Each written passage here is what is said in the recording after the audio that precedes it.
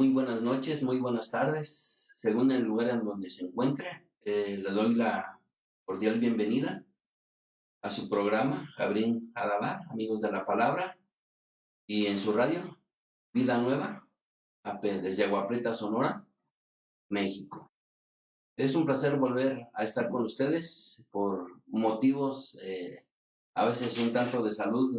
No había podido estar con ustedes la semana pasada, pero hoy, bendito sea el Eterno que me permite estar con ustedes nuevamente y le doy gracias al Eterno por ello. Perdón. Hoy quiero compartir con ustedes el tema Una verdad incompleta. Y quiero citar Daniel capítulo 12, verso del 8 al verso 9. Dice la escritura, y yo oí, mas no entendí, y dije, Señor mío, ¿cuál será el fin de estas cosas? Él respondió, anda Daniel, pues estas palabras están cerradas y selladas hasta el tiempo del fin. Siempre hemos vivido tiempos de cambios, pero si se da cuenta, en este tiempo ha habido un cambio muy acelerado. Lo que hoy es nuevo, al paso del tiempo, ya no es tan nuevo, no está de moda y nos hemos sumergido en una época de consumismo por lo demás. Pues bien, cambios siempre han existido y seguirán existiendo, pero en la época que nosotros nos ha tocado vivir es una época de cambio constante y de manera muy acelerada. Eh, el mundo ha experimentado una evolución acelerada, como lo decíamos, y en todos los aspectos en todos los aspectos se han dado muchas veces de manera gradual.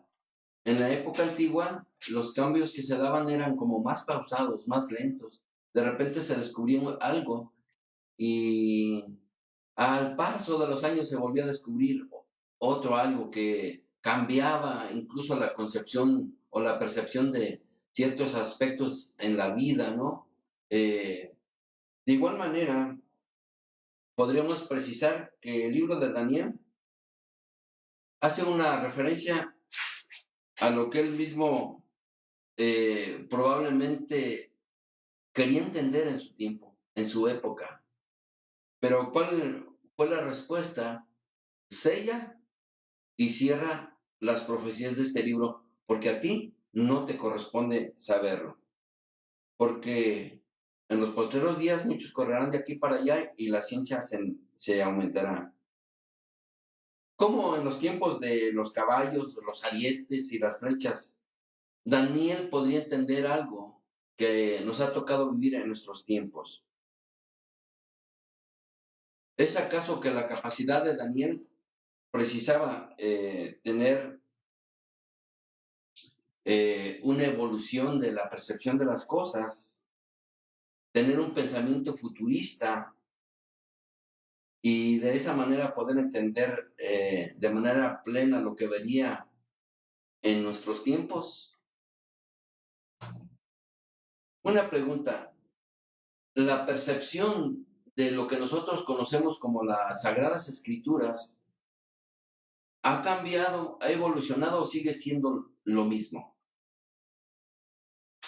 ¿Cuál sería el pensamiento de los primeros seguidores de Yeshua? El primer pensamiento era en la época posterior a Yeshua, en la época todavía apostólica, el tiempo está cerca. Y las comunidades de esa época surgen como unas comunidades apocalípticas del judaísmo y se les tenía como una secta. De hecho, en Hechos capítulo 24, verso 5 lo dice. A lo que los historiadores denominan judio-cristianismo. Estos primeros seguidores de Yeshua se llamaban nazarenos o los del camino.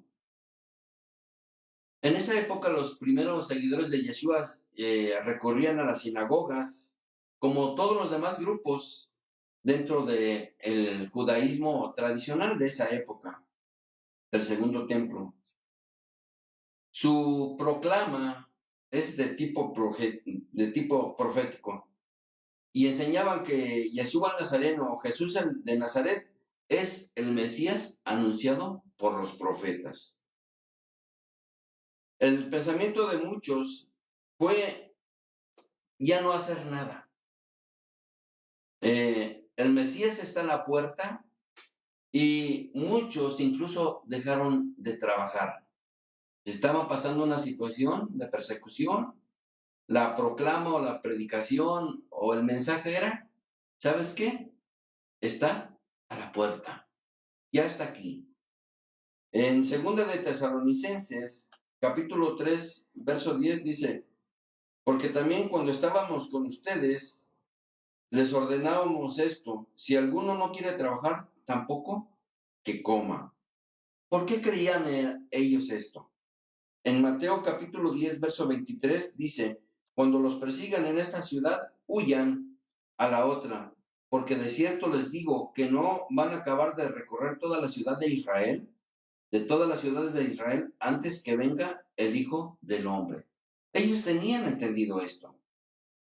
Y aún hoy a nuestra época, hoy a nuestros tiempos, este pensamiento sigue predominando.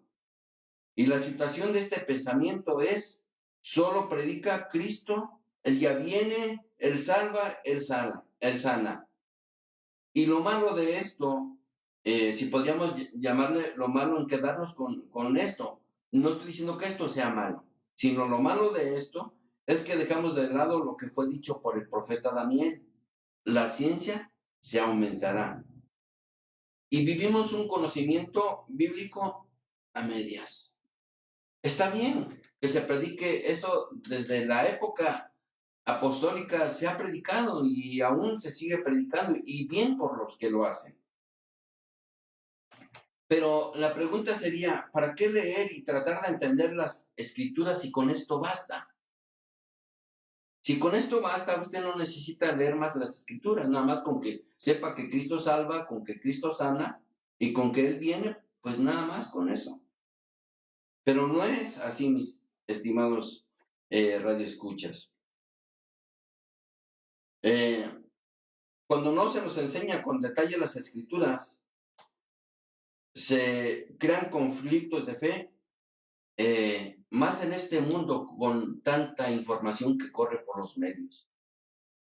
Mire, cuando a la gente no se le instruye, mucha gente cuando pasa ciertos problemas, ciertas situaciones, y nada más conocen a un Mesías sanador, y de momento pasa que no sanan, y se les viene para abajo su fe. Estas personas de momento dicen, ya el Eterno me abandonó, ya el Señor no escucha mis peticiones, no escucha mis plegarias. ¿Pero por qué surge esto? No porque el Señor le haya abandonado, no quiera sanarlo.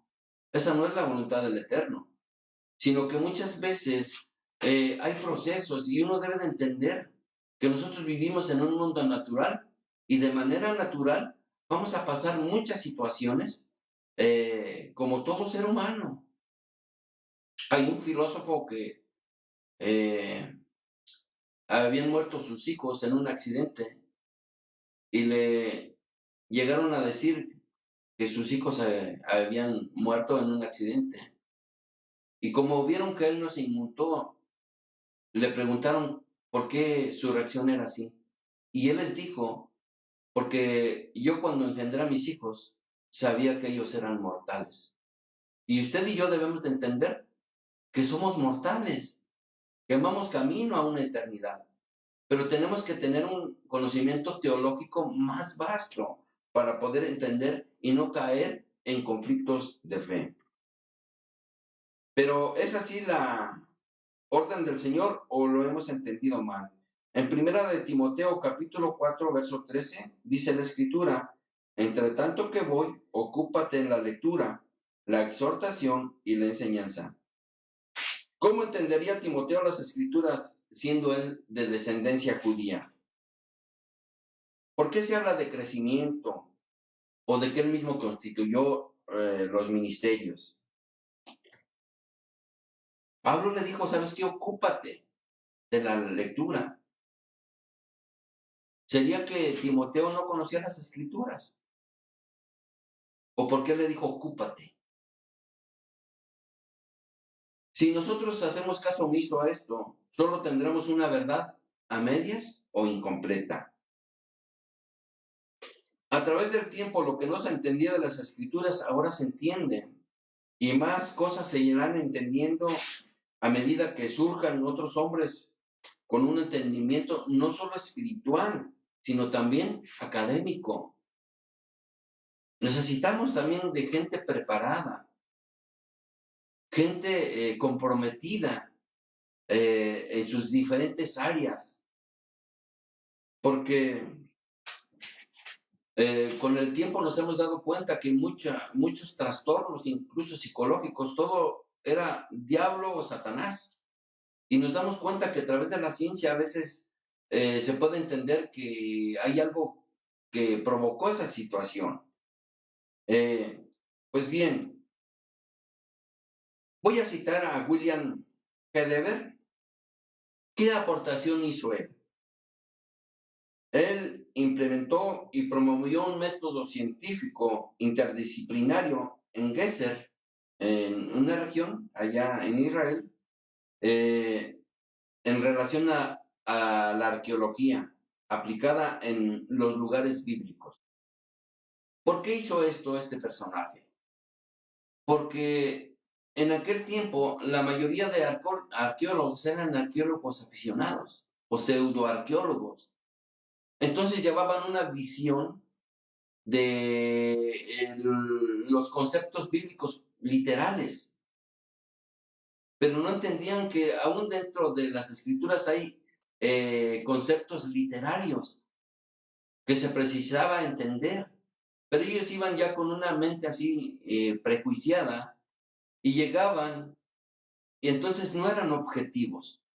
Entonces William dijo, no, aquí algo está mal. Vamos a separar la fe de la razón. ¿Por qué? Porque si no lo hacemos así, nos vamos a ir por otro sendero que no es el correcto. Vamos a ser objetivos. Vamos a hacer un estudio profundo, claro, que no quede dudas que lo que estamos haciendo es veraz. Porque si no, se podría caer en situaciones. ¿Cómo se entendería Juan capítulo 1, verso 46? Dice la Escritura, Juan, ¿cómo se entendería Juan capítulo 1, verso 46 si no fuera por el sistema arqueológico que implementó Dever? Veamos qué dice el texto de Juan capítulo 1, verso 46. Natanael le dijo, ¿de Nazaret puede salir algo de bueno? Le dijo Felipe, ven y ve. La ciudad estaba influenciada por una ciudad griega que se llama Sípolis, más o menos a 20 kilómetros de ahí de Nazaret. ¿Y qué se encontró ahí? Con las excavaciones recientes se descubrieron vestigios arqueológicos de una sinagoga de la época de Yeshua. ¿Y qué había ahí? Pues, como todas las sinagogas, tenía a dónde se sentaran y demás. Pero lo que se encontró ahí fueron imágenes de lo que se cree era una medusa, aunque más se precisa que era una imagen a una deidad con referencia al sol. Y se encontraron este tipo de imágenes, contraviniendo con el mandamiento de no te harás imágenes. Entonces, cuando vemos esto a través de los descubrimientos arqueológicos, nos damos cuenta por qué se estaba diciendo aquí, podrá salir algo bueno de Nazaret. ¿Por qué? Porque a Nazaret se le tenía como una ciudad muy bien influenciada por el concepto griego. La cultura griega había impregnado el pensamiento y lo habían llevado a la práctica aún dentro de las mismas sinagogas. Entonces, el trabajo de la arqueología bíblica tiene como objetivo separar ficción y realidad. Y es importante, o sea, todas las diferentes áreas de la ciencia también son importantes. Dios no está peleado con la ciencia, si no, no lo hubiera Daniel. La ciencia se aumentará. Voy a citar otro ejemplo. En 1896, en las cercanías del Nilo, en la región de Tebas, Egipto, ciudad de los muertos, fue descubierta la estela de Merneptah por William Matthew Flinders Petrie, también llamada la estela de la victoria. Y en ella se conmemora una victoria de Egipto. ¿Por qué es importante esta estela? Ahí se relata la invasión de pueblos invasores como lo es Libia, su enemigo occidental, pero de manera muy somera, es decir, muy por encima. Solo en 2 líneas se menciona la conquista de un pueblo al oeste de Egipto. Ese pueblo es Israel. El texto dice así: Askelón ha sido cautivo, Geser ha sido hecho cautivo, Yanoam en el valle del norte del Jordán ha sido ocupado. Hemos despedazado a Israel, su semilla ya no existe. Este escrito fue un error, porque más que poner a Israel fuera de la historia, confirma que existió un pequeño grupo, así llamado. Es tan importante esta estela que es la única evidencia arqueológica hasta hoy en día que se menciona en Egipto. Con esto no estoy diciendo que no puedan surgir más evidencias, sino estoy diciendo que en este momento, hasta hoy en la actualidad, la única evidencia arqueológica que existe en relación a que se menciona a Israel como tal es esta estela, la estela de Merneptah. Usted puede googlearlo y puede buscar más información si así usted lo desea. La historia lo sitúa en el año 1208 antes de la era común. Es una prueba fehaciente de que Israel hace más de 3000 años existió. Entonces la arqueología ha ayudado también, pero también ha quitado mitos o cosas que no son reales de igual manera. Es importante hacernos de todos los recursos que nuestro Padre nos ha permitido. Bien, por último voy a citar otro ejemplo. Este ejemplo o esta técnica se le llama Sitz in Leben. En crítica bíblica, Sitz in Leben es una frase alemana que puede traducirse aproximadamente como posición en la vida. En otras palabras, que no hay texto sin su contexto. Este término se originó con el teólogo protestante alemán Hermann Gunkel y en su forma más simple se describe para qué fueron escritos ciertos pasajes de las escrituras, en lo que serían los géneros de las escrituras. Ejemplos simples como del Sitz in Leben incluyen la clasificación de material en cartas, en poemas, en lamentos, parábolas, salmos, canciones, etc. Sin embargo, Sitz in Leben también puede incluir muchas otras consideraciones. Y quiero poner un ejemplo, quiero que vayamos a un ejemplo aplicando esta técnica. En el Salmo 137, verso 9, dice la Escritura: dichoso el que tomare y estrellare tus niños contra la peña. Vuelvo a citarlo. Dichoso el que tomare y estrellare tus niños contra la piedra o contra la peña. Cuando alguien lee este relato, al momento va a pensar o va a cuestionar, ¿cómo va a ser dichoso que alguien va a tomar a tu hijo y lo va a estrellar contra una piedra? Eso para nadie sería dichoso o sería motivo de dicha. Miren, Lamentaciones capítulo 4, verso 10 dice, las manos de mujeres piadosas cosieron a sus hijos. Sus propios hijos les sirvieron de comida en el día del quebrantamiento de la hija de mi pueblo. Aquí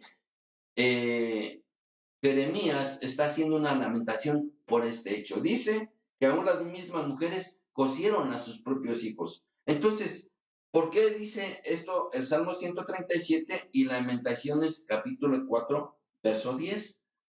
Usando esta técnica del Sitting podemos precisar a qué se refieren estos textos o por qué se citan.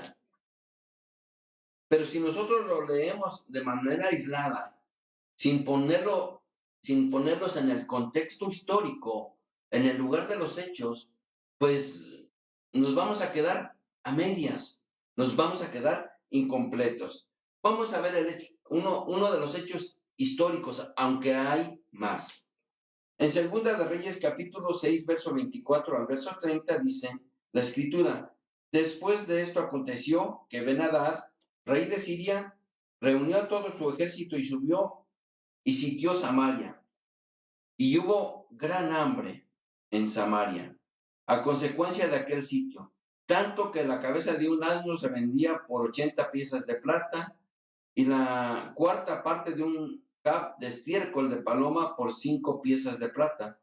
Y pasando el rey de Israel por el muro, una mujer le gritó y dijo, salva, rey mío y señor mío. Y él le dijo, si el Eterno no te salva, ¿de dónde te puedo salvar yo, mujer? ¿Del granero o del lagar? Y le dijo el rey, ¿qué tienes? Ella le respondió, esta mujer me dijo, da acá tu hijo y comámoslo hoy, y mañana comeremos el mío.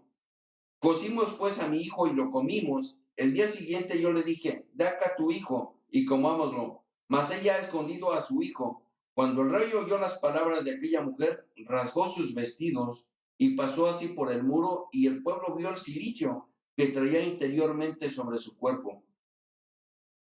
En otras palabras, cuando se está citando el Salmo 137, verso 9, hace referencia a hechos de este tipo. Que era mejor o que se tendría aún por mayor dicha estrellar a uno de tus hijos en vez de que tú mismo te lo comieras.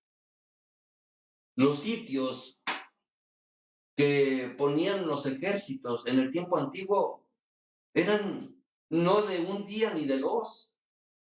El sitio en Jerusalén tardó 1 año 9 meses.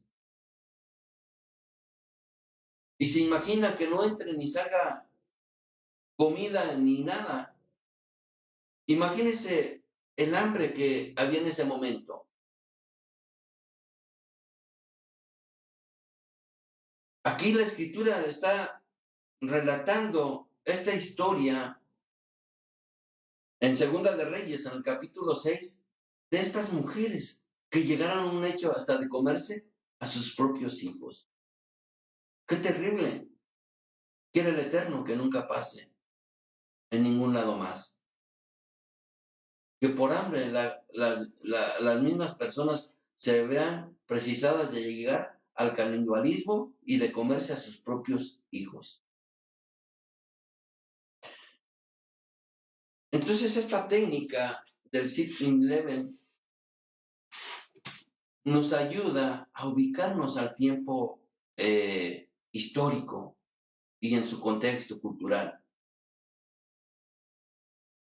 Entonces sirve prepararse, sirve aprender de la gente que académicamente está bien preparada para podernos aportar, no de una manera improvisada, sino de una manera de un estudio serio. Hoy existen las ciencias bíblicas. De hecho, yo estoy preparándome en esa área. ¿Por qué? Porque necesito entender muchas cosas. ¿A cuántos de nosotros nos han hablado de geografía bíblica? ¿Cómo la geografía bíblica influyó para la percepción de las diferentes regiones que se mencionan en las Escrituras? ¿Cómo concebían al Eterno esas personas? ¿O cómo concebían a un Dios? ¿Cómo podemos precisar los géneros literarios que existen en las Escrituras si nosotros solamente nos conformamos con San Juan 3:16? Y sé que es un texto poderoso. Yo no lo estoy negando ni estoy en contra de eso, sino estoy en contra de que estemos inmersos en la ignorancia,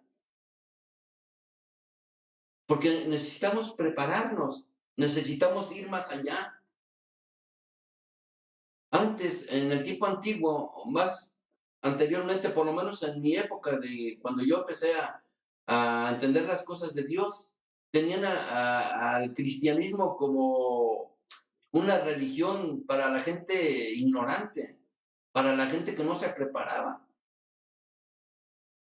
Y la verdad dábamos mucho que desear. Pero esa es la exhortación o el motivo de que yo les esté compartiendo esto, de que tenemos que prepararnos. ¿Por qué?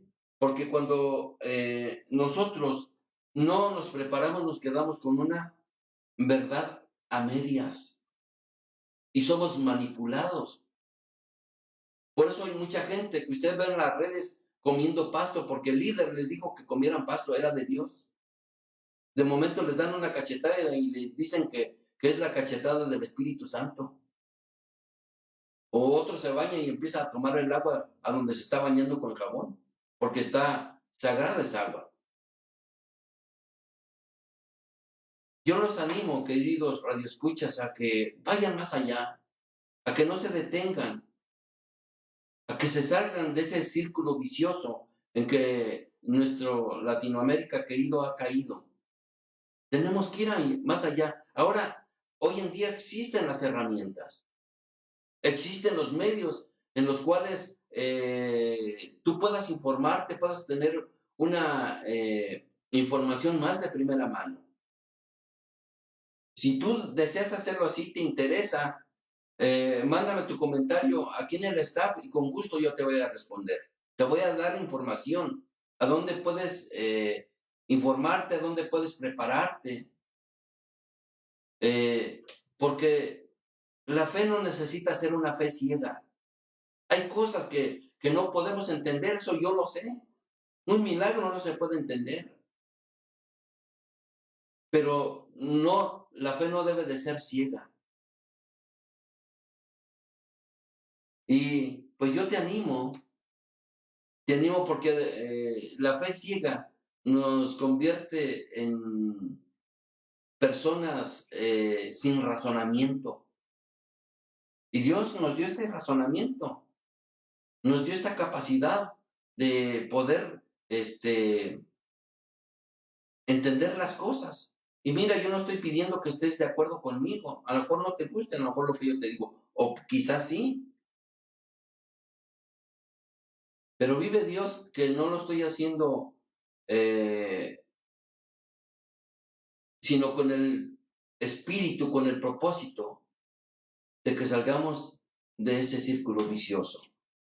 Y yo te animo a que no te quedes con una verdad incompleta, sino anímate a ir más allá de una enseñanza medieval. Ve más allá. Ahora, hoy en día, la gente que quiere quedarse con un concepto relativamente corto, lo hace. ¿Por qué? Porque no quiere prepararse. Hay los medios. Yo pudiera hacer referencia a tantas traducciones. De hecho, yo conozco traductores, he estado con traductores, conozco y hasta hoy en día tengo contacto. Pero cada traducción obedece a los intereses de aquel que aportó para hacer esa traducción, porque cuesta un dineral.